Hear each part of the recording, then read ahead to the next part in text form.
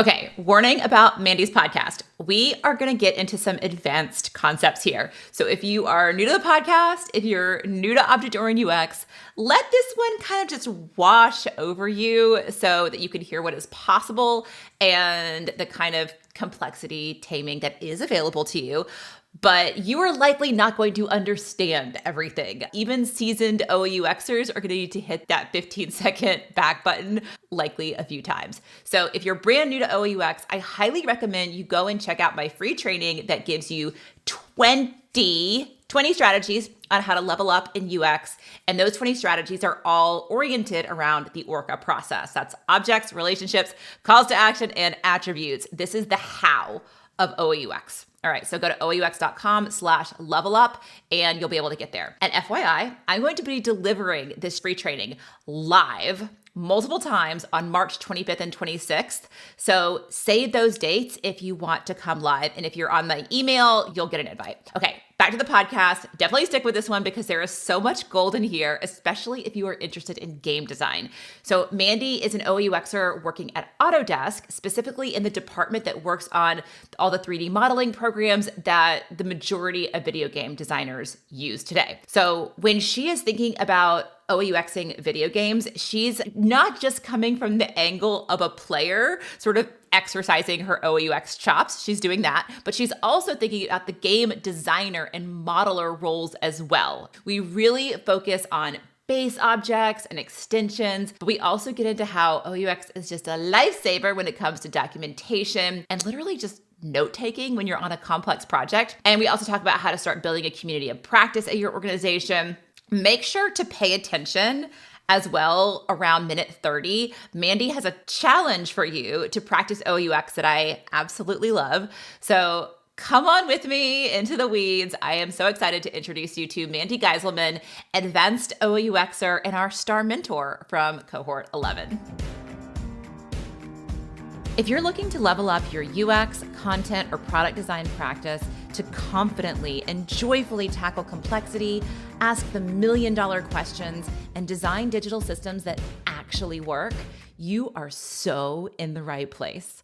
Welcome to the UX Level Up podcast. I'm Sophia Prater, and for over a decade, I've been teaching professionals how to make the most valuable and often invisible parts of UX gloriously visible.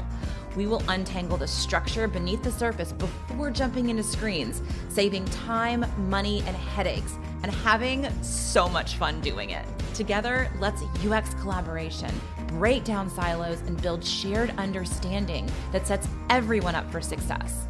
Let's become the systems thinkers that our teams, and quite honestly, the world, are so desperately craving. Let's level up our practice and redefine what it means to be a UX designer.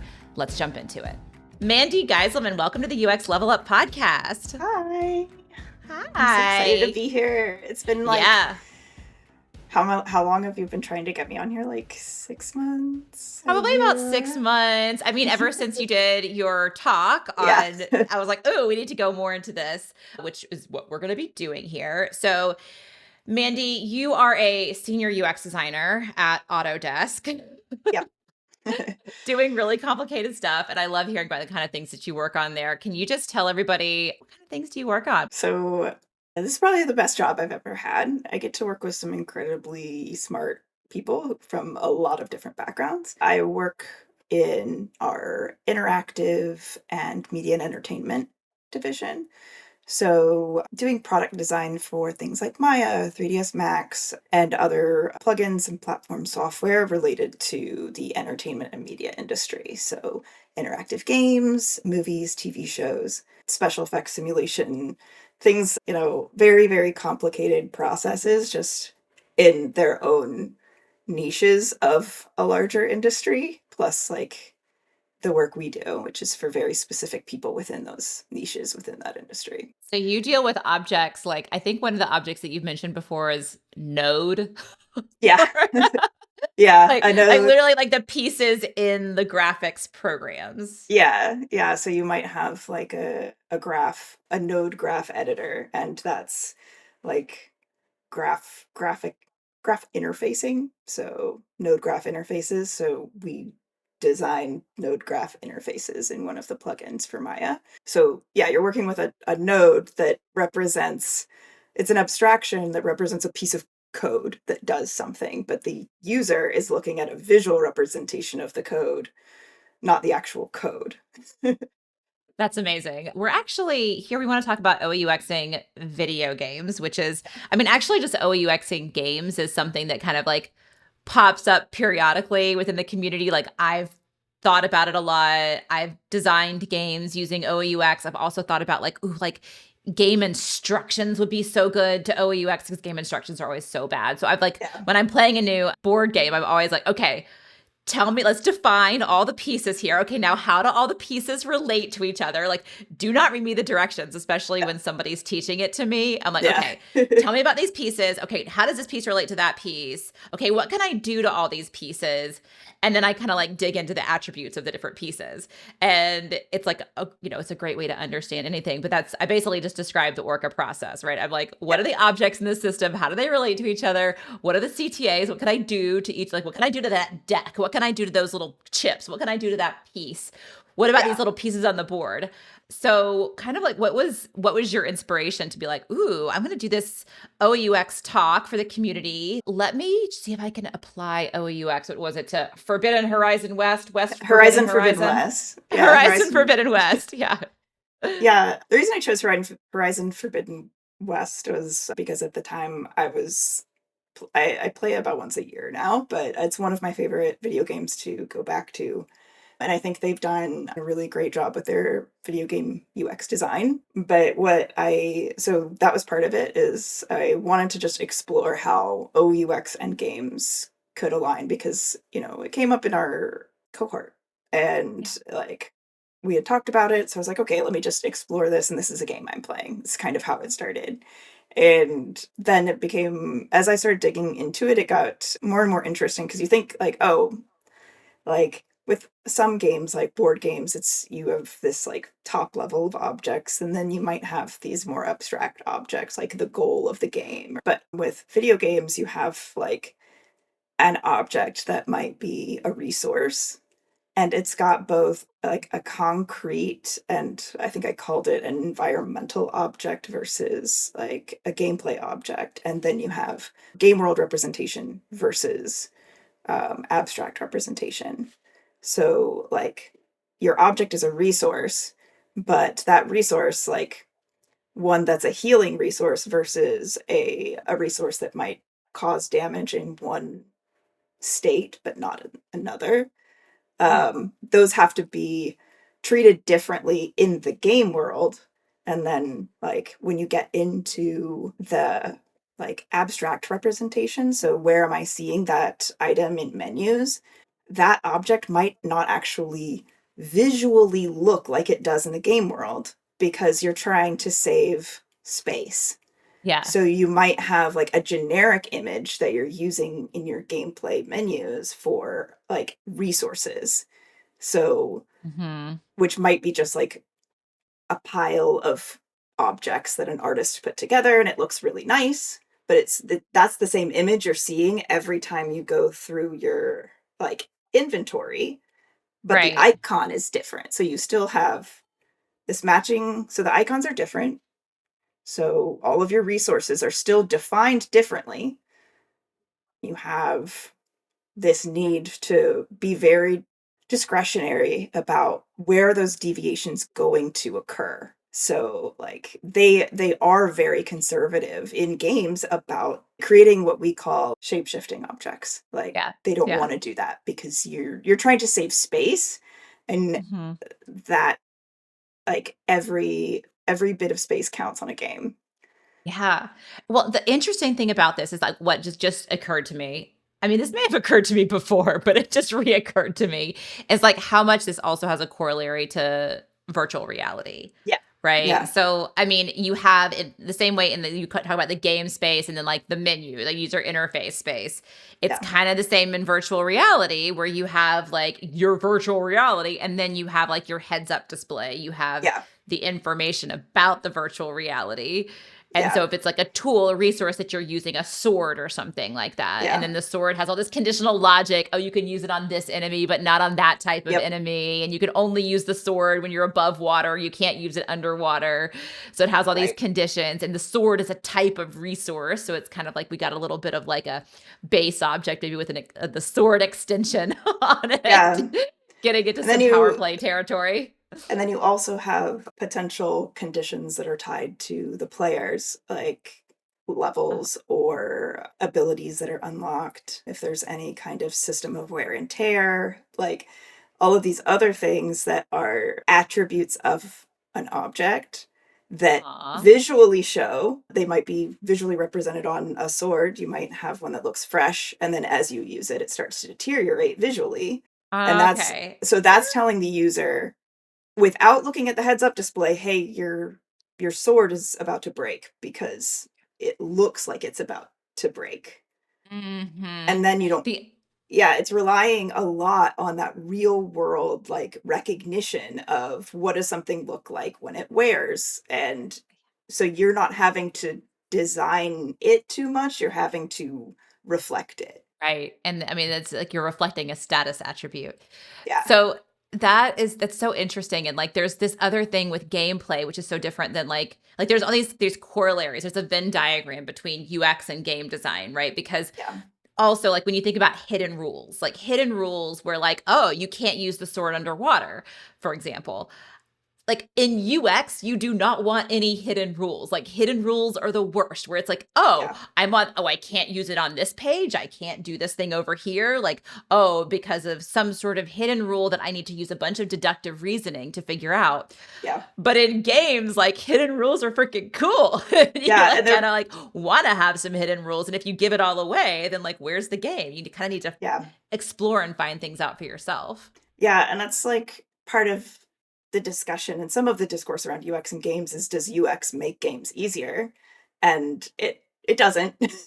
Yeah, But yeah. it's a Ooh, very yeah. fine line of like because UX is typically and historically been something that is for creating the best user experience, which almost always has translated to easiest, smoothest, least number of Mhm. clicks, any of that kind of Yeah. stuff that's like actually not what UX is about.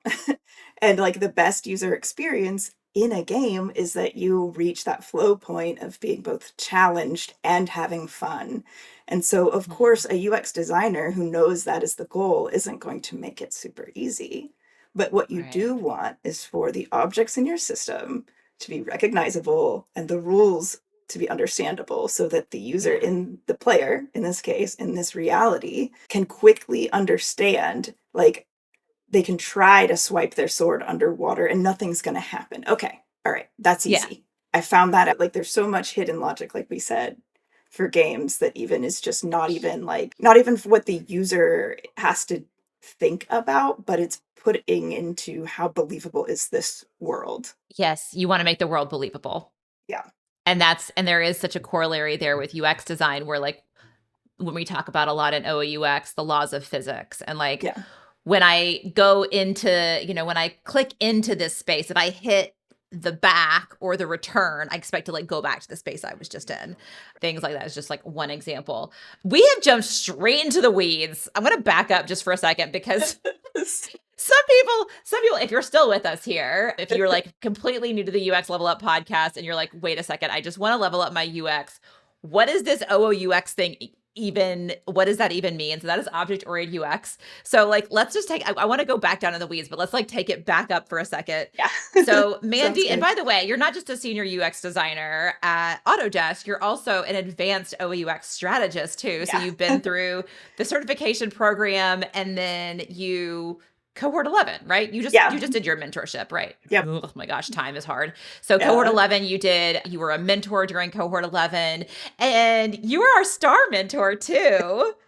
You're a That was a much surprise. loved mentor. Yes, yes. So many like beautiful testimonials and you were just such a gem for your pod of mentees.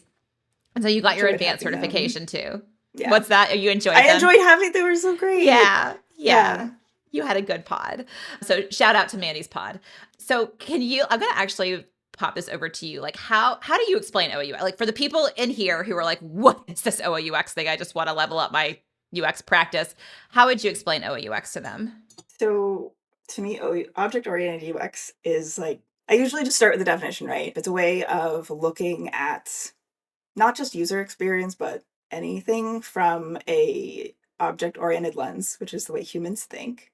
And it's about creating and ensuring that the virtual experience, if it's a UX, virtual experience, but for anything, whether it's a story or a game, that it is connecting with the user in the way that they understand and that they can innately look at this virtual environment and know how to navigate it, or at least understand the cues that will allow them to. Human-centered design has become such a buzzword right now, and it's like so important right now of thinking of these object-oriented experiences, because we are so focused on the interface experience and the tact of like, where is this happening on a phone or on a like watch or on a through ChatGPT. It's not about where, it's about making sure that your objects and the system you're building is evergreen, regardless of what the interface is. Exactly. So when I was working at CNN, we had there was a mobile team and then there was a desktop team. It's like the teams were actually divided by what the platform was. There's And it's so like many the places objects like are the that. same. Like it's like we're all coming into the same thing. And that's why it's so beautiful that you can have this object map, and the object map, the same exact object map can inform the admin experience. It can inform the kiosk experience. It can Yeah. inform the AI, of course. It can inform the mobile app. It can inform all three mobile apps. But it's like you're all kind of singing from one sheet of music because it's all the same objects, and some objects might be prioritized differently depending on what role or maybe even like what part of the experience it is, but it's the environment, right? So Right. yeah, cool, amazing. Hey, sorry to interrupt. One quick reminder: if all of this is sounding good, what you just listened to about object-oriented UX, but you're still new to OUX, head over to OUX.com/level up and get the free training that'll get you up to speed on how this is going to help you level up in UX.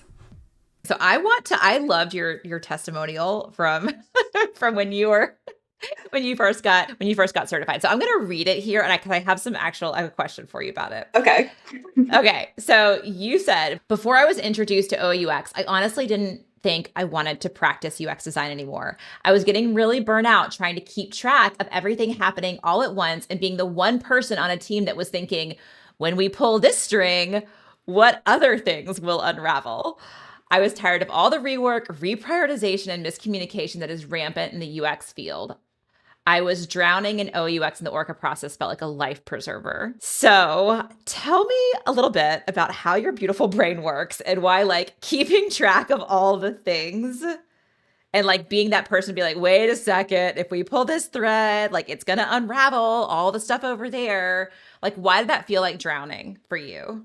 So part of this was that I didn't have a way of communicating how I worked. So object-oriented UX was very close to the way I was thinking, and it gave me a framework to build off of. And something, because even to this day, I'm like, it's gotten better. But at the point that I was quoting that, I had a Miro board for like, it was this giant Miro board that was all of my notes for an entire project for the entire 2 years I had been working on it.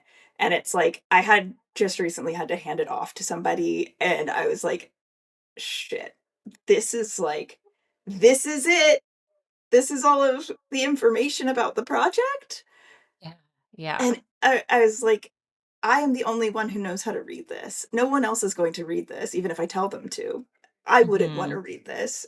When you're the one that makes the artifact, you know all of the things about it. So you're keeping this Rolodex of all of the things in your head, but you're the only one who's able to do that and who is doing that. So being able to use object-oriented UX to create artifacts that were shareable so that I could document a moment in time or a structure in time to be able to pass off to somebody or to future Mandi Like, that was incredibly useful. Future Mandi. Yeah. Yeah, future Mandi. Oh my gosh, future Mandi is like rolling because like past Mandi did so much OUX for a Yeah. project and like was able to hit the ground running a year and a half later because like the object map only had to be updated. Yeah. Like that, like Totally. amazing. But if anybody else had taken on that project instead of me, it still would have had this like crap, I'm still the only person that knows some of this stuff. So Yeah. it's again coming back onto this project is like, okay, now we have to like get better and better at our documentation. But Yeah. when you're that only person who knows everything, and you just don't have like either you have a really weird way of writing it down or you don't write it down and you just keep it in your head, it's not doing anyone any good, and then you're the one that's drowning in Yeah. and no one can I help you. I Like, think I think Rebecca Wall called it like a file folder for her brain. Something yeah, like it's like now I know like where to put all of these things. yeah, And then if you need to onboard somebody else or re-onboard yourself, which happens so much where like you get pulled on another project and you get pulled back on this project, then you just have to look at you have that x-ray vision, right? You look at the right, object map and you're like, oh yeah, okay. And then those requirements are all attached in context, right, which is yeah, really, really nice. Now, you do not identify as a fully neurotypical person, right? no, No. Okay. So talk a little no. bit about that and like how OUX, was helpful Yeah. with the way that, again, like with the way that your brain works. So yeah, like I mean, like I tell everyone, I think like neurotypical neurodiversity is a spectrum, and it's been dominated by one end for sure. But I think with object-oriented UX and like I said before, it provided this framework that helped me communicate the way I was already kind of thinking, but it gave a structure to it. It's almost like when you make a pinch pot versus like pot on a wheel. Yeah. It's Okay. like you know how to like make the pot and it does the job, but it's way better when you have a structure to it. So like And um tools to do a it, tools. right? A Yeah. better tool, a more Yeah. advanced So tool. You can make a pinch pot all day long, but yeah. like, And so that's a great metaphor. I started using it for work, but then like I've also started using it in hobbies and other things of just like how just helping me understand things, and even like my partners like points out you're doing OUX again, or like, oh, are you trying to OUX the grocery list or something, like Did you try to it's OUX the grocery list? no. What is like a weird, funny thing that you've tried to OUX? I think it was when I started using OUX to frame out my D&D character's backstory, Nice. and he was like, are you using OUX for a backstory character, like for a character backstory that's not even like UX. I was like, You can use it yes, for anything. you can Anything use that's it for like anything. anything that's like structured information. You need to like figure out how to structure information. Yeah, We did an OUX happy hour years ago when we talked about OUXing fiction and like how to do it for like whether it's character dossiers, but then you can think about how characters and objects within the story relate to each other. You could do a nested object matrix for that. yeah, You could totally do that for game design too. yeah. And even when you get Okay. into like character relationship mapping Yeah. with Yeah. NPCs and stuff. Yeah, Ooh. Okay, so let's go back. So you did the advanced masterclass, learned all these like so there's the masterclass and then there's the advanced masterclass because even though the masterclass is like a ridiculous beast of a course, this is a rabbit hole and it's a fractal and there was like stuff that we couldn't even fit in. So now we have the spillover advanced masterclass that the mentors go into. So you learned some stuff there that you were like, ooh, that kind of would change how I would do this Horizon Forbidden West OUXing of the video game. yeah. So say more about that. So there's like a question you asked me that has literally been haunting me ever since that. Uh-oh. And it was when you asked like about the machines, is it a tree system or do you think it's a base? Okay. And Okay. I said tree system. I doubled down Uh-huh. on it. And I Yeah. really want to go back and say it's a base and extensions. And that Okay. it potentially has a tree of like like a template versus actual. When we were talking about extensions and like type extensions, I was like Mhm. the back of my mind like started itching, and I was like, man, something that's Uh, weak to acid is always going to be weak to acid.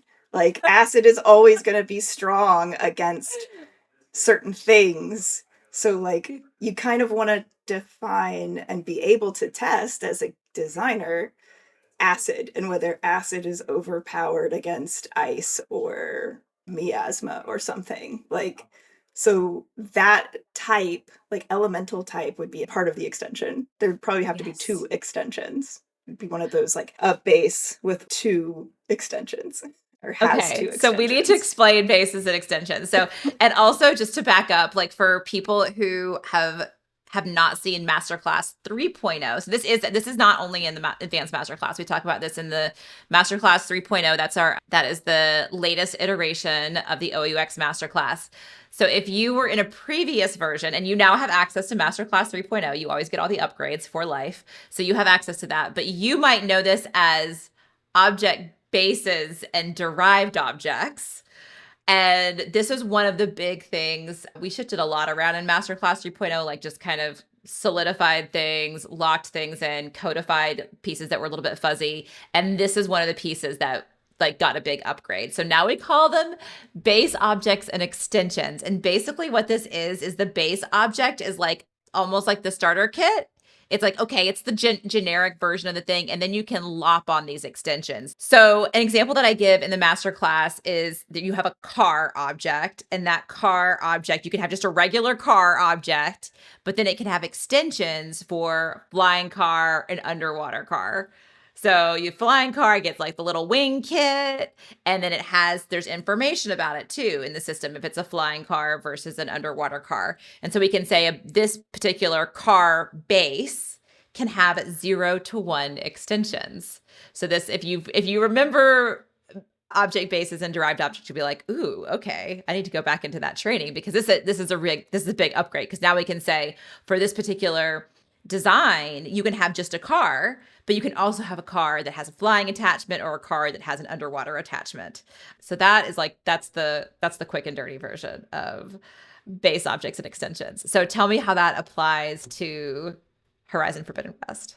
So like I said, there's like you have your elemental types. So those elemental types are going to be like across weapons, they're going to be across machines, they're going to be across like human enemies. So like you want that type to be predictable so that like that's you're basing an elemental system in your game on that. So when you might have a weapon as your base or a machine as your base, and that has everything that is both visible to the user and potentially important to the modelers. Like you've got sound bites attached to it. Like what does it sound like when it's walking? What does it look like? So you've got animators doing walk cycles. You've got modelers and like concept art. You have all of this other like what are all of the attributes? And so now, okay, Uh-huh. does this machine have an elemental type or not? If it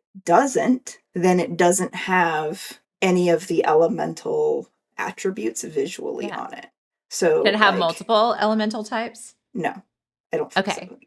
Your weapons can, Okay. machines cannot. Okay. So if you have a machine, does it have to have an elemental type, or can you have a No, machine without? It doesn't have you to. can have yeah, So a machine has 0 to 1 elemental types. yeah, Ah, and yeah. gorgeous. So like, and then if it does have an elemental type, then it's like, okay, which element? And Hmm. so if you have a frost element versus an acid element, they might have different textures on them. Like one, like you might have like balls on the outside, like Hmm. spheres that glow either green for acid or blue for ice, right?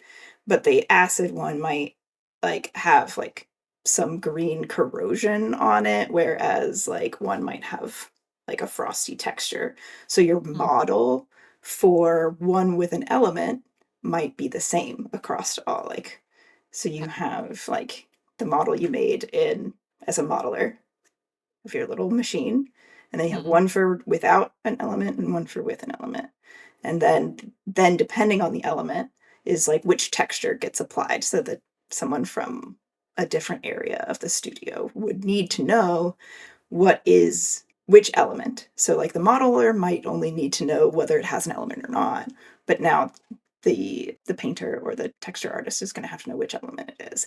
And that's important to the user or the player because now they're able to decide from a distance without like they should be able to judge after time from distance without inspecting the enemy which elemental type, if it has one, it is, and where on the body those elemental weak points are. And like I'm guessing also, so you're thinking about this, which is super interesting. You're thinking about this from the game designer perspective too, not just the game player perspective. So you're thinking about the different roles because that's what we do as OOUXers. We're like, there's multiple roles involved here. I'm going to think about all of them. But also I'm imagining that like if a machine has the frost element applied to it versus the acid element, like it'll also have not just different, like it won't just look different, like it'll actually have different attributes. Yeah, like the acid versus frost is going to have different damage ratios too.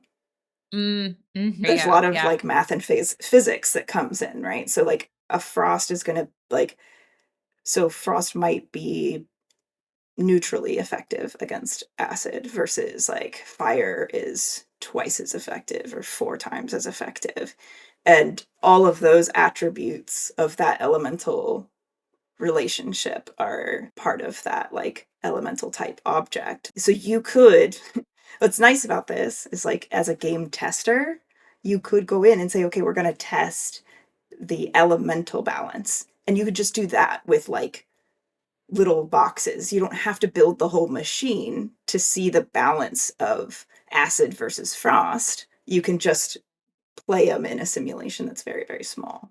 I feel like this would apply to so much game design. I mean, it's like I'm just thinking about other games because I don't play video games, but I play board games and card games.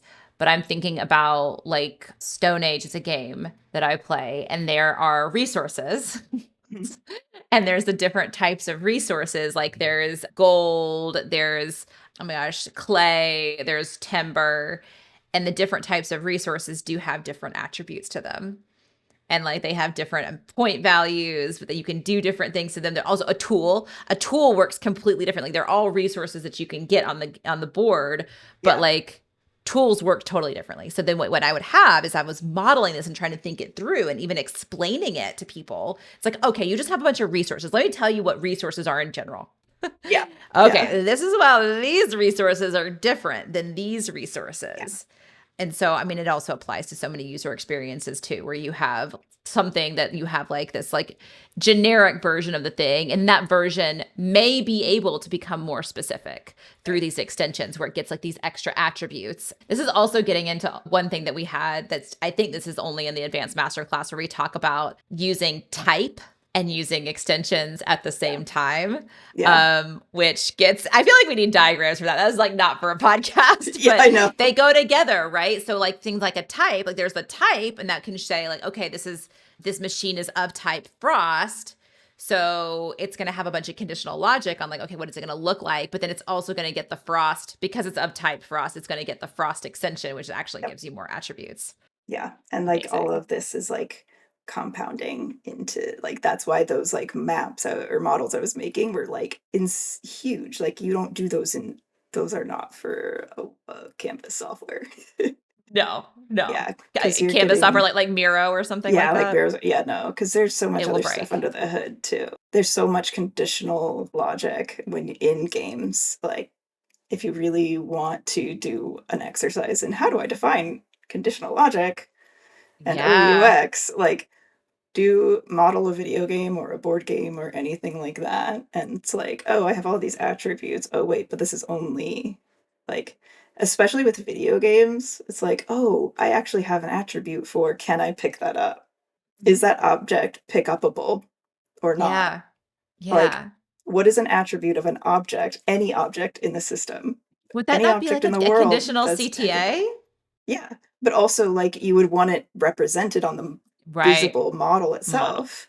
So that's like what's different about a model that I can pick up versus a model that's just going to be knocked over if I step on it or something, or that's not going to move at all if I interact with it. I love this challenge. So anybody who's listening and you want to practice some OUX, just go try to do it for a video game or a board game and just say, okay, what are the objects here? How do those objects relate to each other?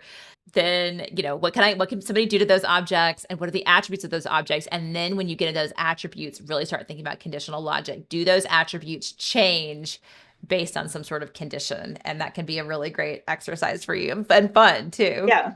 So you were talking about like how the level of detail, what are you using? Are you using Notion now? What are you using to do your documentation?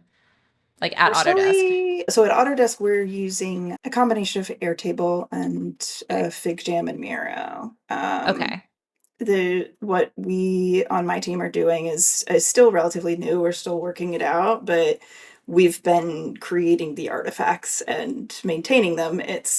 We just are still trying to work out how to scale, trying to keep up with it. And like the artifacts have been incredibly useful for our teams. Tell me about, so you, for your leadership project, so everybody that goes through the advanced program has a leadership project, basically a gift that they give back to the community, and they OUX that thing.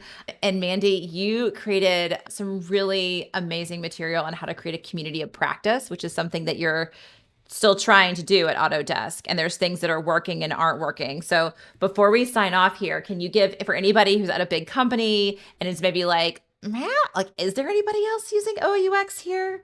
Like, what kind of advice would you give them to kind of start bringing people together? If there is that awareness at your company that like, if anybody else has talked about it, like, hey, do you know of anybody else here that's doing this? So we have a human-centered design group at Autodesk, and I reached out to them, and they actually didn't know about OUX, but were really excited about it. So like, because we have used heavily the Luma practices and a lot of other frameworks, but we want to give people more options and more things to look at, because it's not one way isn't the only way. But I guess like my advice would be like, if there isn't anybody there, like find that person and make them. Yeah. Yeah. I had to go through a couple workshops, but I finally found one person who was interested. But yeah, it was just reaching out and like not being afraid to Yeah. poke people and like bug them, like, hey, are you working on OUX? If not, like, do you know what it is? Or if you're trying to find those people, if whether or not they exist already, but you can always make them. Yeah. Force them. No, don't force them. Don't force them, but you can create OUXers from interested people. Yes, yes, which you have done. Yeah. I think one of the interesting things that you talked about during your leadership project is like having grassroots as well as like top down, and having both of them. I mean, of course, having both of those is the best way to do it, but then you kind of like top down help, which is kind of what we were doing with this, with the Orca sprints, where we kind of like got leadership involved and like there was a big investment behind it. And but then that can fizzle out if there's not a grassroots movement too. And then of Yeah. course, if the grassroots movement isn't supported at the top, Yeah. then that's like just becomes a really big uphill battle. So ideally you have like some grassroots effort and some leadership Yeah. buy-in can like give you exponential return, right, on the work that you're putting into it, versus like Yeah. having even a lot of grassroots but no leadership support, or a lot of leadership support but no grassroots effort. You kind of want it like Yeah. distributed. Yeah, because the leadership support, like just in the nature of it, is going to be cyclical, right? Like they have a lot on their plate and they have projects, they have deadlines. So like Mhm. if they're putting the money and the excitement into OUX, but it's based on a specific effort or a specific project, they can't maintain the hype because they have to move on. So your Mhm. people, your grassroots have to maintain like the quote hype or the excitement or the like the Actual work. desire and the actual work to do it. Yeah. Right. So that's why leadership is helpful for getting that money, that like support, the time, the resources that you need. But the actual getting of the work done is all about the people around you. And Yeah. like the ability to communicate with your teammates is huge. Mhm. Like I think the biggest aid we have done in the past year is making more resources that are trying to meet our like traditional UX designers where they are, so that it's like, okay, what are some ways you can communicate? We can communicate to each other better. And so Yeah. that we can tell you what we're thinking and you can tell us what you're thinking, and we can speak the same language, but you don't have to be fluent in ours. Yeah, because ours is a lot. It's a lot. And If they you don't need if to you know haven't picked or it up on it. care. Yeah. Even just from this podcast, like trees and bases and extensions. Okay, this was so cool. I love the challenge that you gave folks to like go OOUX a video game and see how that goes. We'll put your LinkedIn in the show notes. So if anybody wants to reach out to you and ask you questions about that, Mandi is available on LinkedIn. And yeah, also join us in the OOUX forum, forum.OOUX.com. You can post your game design to the bulletin board, and we'd love to take a look at it there. Post an object map if your game design. Love to see that. And tag Mandi in the forum. Yeah, I'll be there. Yeah. All right. Happy OOUXing, everyone. And Mandi, thank you so much for joining us. Yeah, thank you. Have a good one. Bye. Thank you so much for listening to the UX Level Up podcast. If you want to connect with me, Sophia, please follow me on Instagram at SophiaVUX, or you can find me on LinkedIn, Sophia Prater. I'm pretty easy to find there. Our music was brought to you by Ruby Vell, courtesy of Sugaroo Records. Thanks again for listening.